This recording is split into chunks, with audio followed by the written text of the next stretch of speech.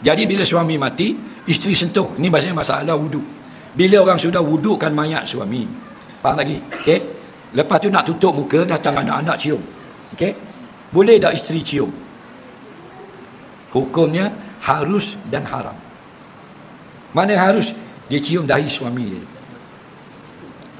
Harus. Ya, biasanya muka dah kapan, kat muka belum letak kapas. Datang isteri cium dahi dia. Harus. Jelas. Batal tak wuduk? Batal. Wuduk siapa batal? Wuduk isteri. Wuduk mayat? Tak batal. Faham?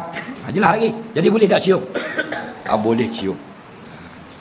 Dia yang kata haram cium, dia pergi cium tukang mandi. Sebab apa? Sebab berlaku dalam masyarakat, bila tukang mandi panggil tengok suami, bila bini nak cium dia marah. Hei, jangan. Mokloh kepala dia. Mokloh jangan. Tak boleh mandi dah mayat. Batal wuduk mayat lagi.